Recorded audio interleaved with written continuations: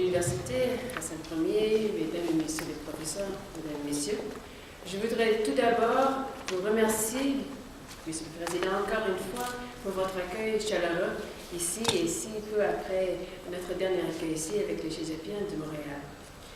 Je suis heureuse de constater que de nombreux partenaires et intervenants sont réunis ici pour confirmer leur engagement en vue des changements profonds et des réformes significatives qui sont en cours au Maroc et dans la région.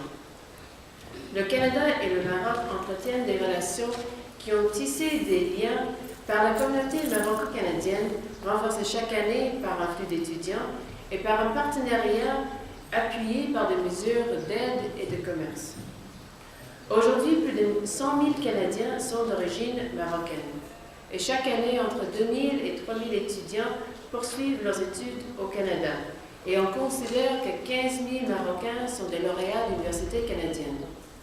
En gardant des attaches fortes avec le Canada, ces communautés assurent un pont humain permanent entre nos deux pays.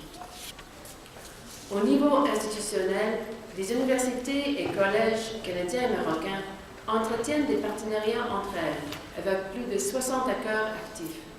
Cette université, par exemple, a une entente avec le NTS, et ce colloque aujourd'hui est un exemple d'échanges concrets académiques entre nos deux pays. Aujourd'hui, le Maroc entame d'importantes réformes dans les secteurs politiques, sociaux et économiques. Et il est en mesure de revendiquer une capacité à mettre en place les conditions de son décollage.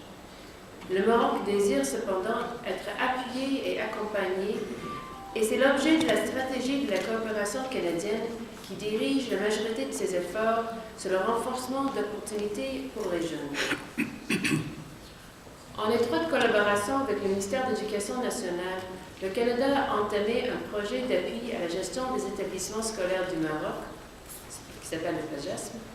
Ce projet est orienté vers le renforcement de la décentralisation vers les régions et accorde une place de choix d'établissement et aux directeurs dans leurs fonctions, statut et formation dans plus de 9 000 établissements scolaires.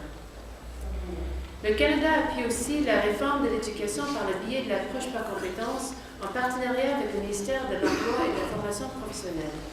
Ce projet vise le transfert de savoir-faire en matière de gestion, de pilotage et de gouvernance du dispositif de formation professionnelle pour augmenter davantage l'accès des jeunes Marocains à une formation professionnelle qui répondra aux besoins et exigences du marché du travail. Parallèlement à ces deux projets, la coopération canadienne a entamé un projet avec l'Organisation internationale du travail intitulé « Les jeunes au travail ».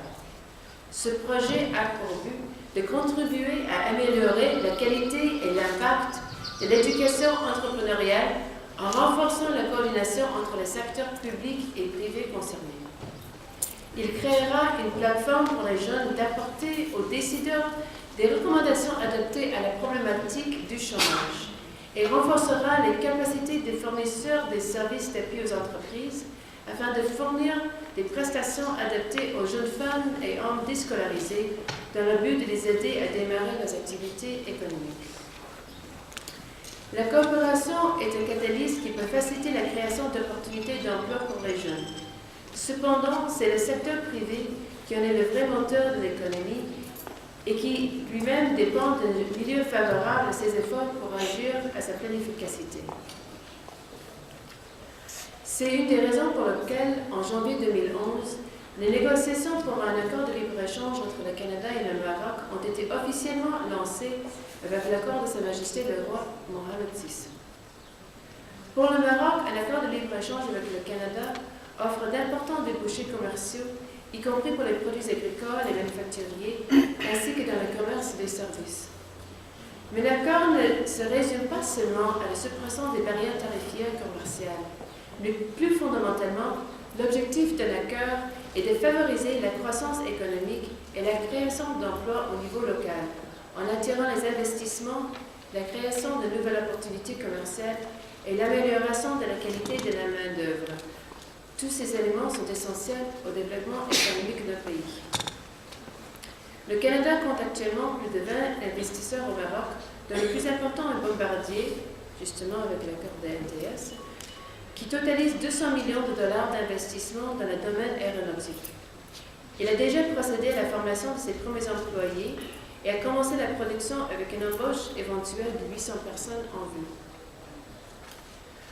Aujourd'hui, 50 ans après le premier échange diplomatique entre le Canada et le Maroc, l'Afrique du Nord se trouve à nouveau face à des changements dramatiques et des défis importants.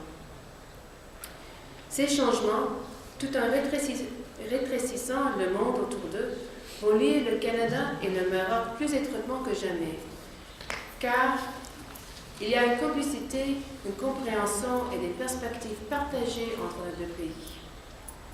Je vous remercie de votre attention et je vous souhaite beaucoup de succès avec votre collègue. Merci.